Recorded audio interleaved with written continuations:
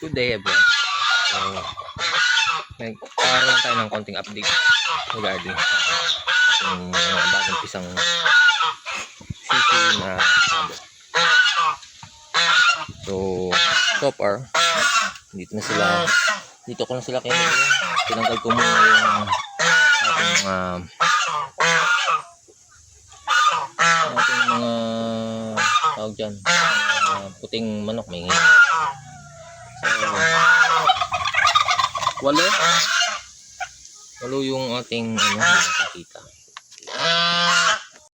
Yan sila. So walo yung napisa sa 10 na itlog ng ating pabo.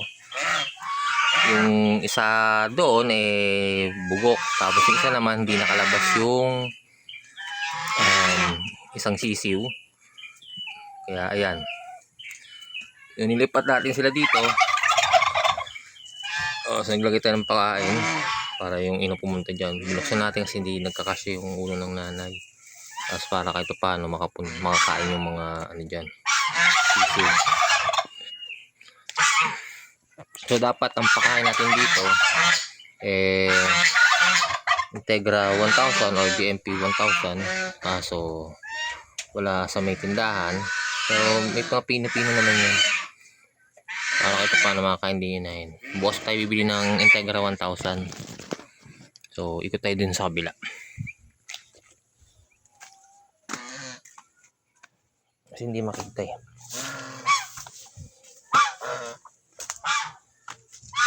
Tapos na natin pakainin yung iba nating alaga.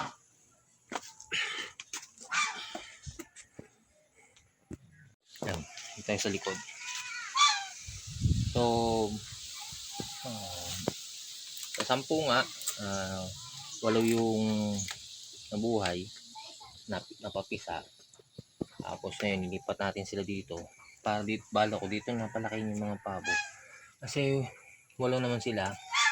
Tapos 1 linggo o 1 linggo, 2 linggo bago ko sila iwalay sa inahin na pabo. Ayun yung balak ko.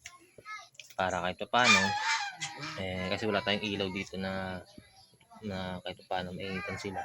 So yung nanay yung gagawin natin na kahit paano tulungan yung kanyang mga anak na sisiw na limliman, mainitan sa loob ng 2 linggo.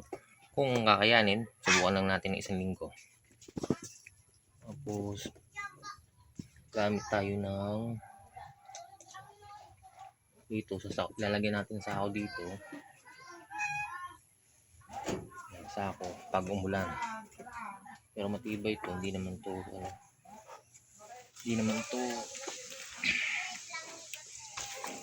nasisira basta nakunat basta. Kaya yan yung plano.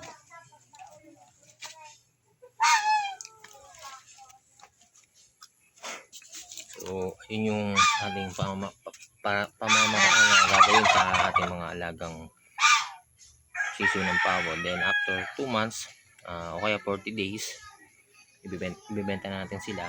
Pupost na natin sa online. Lahat yan bibenta na natin. Didispose na natin sila. Para kasi may mangingitlog na naman. Yun. Mangingitlog na yan So yun naman yung ating waiting. Tapos meron tayong hihintay na kabisa, yung mga sisiw ng Rhode Island.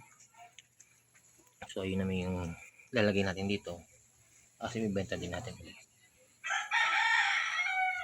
So hindi tayo gumamit ng incubator ngayon sa mga pabo kasi magaling na maglimlim yung inay na pabo, which is good sa matagal na rin tong inahin. 3 taon na sa atin. Pinakamagulang na inahin na natin yan. So yun, tingnan natin kasi makulimlim dito So yun yung ginagawa natin. Pasok mo ang ulan, dilim.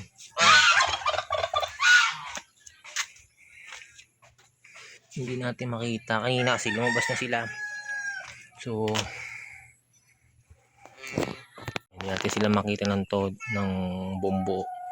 Sendo sila nililimliman ng kasi pang 2 days pa lang nila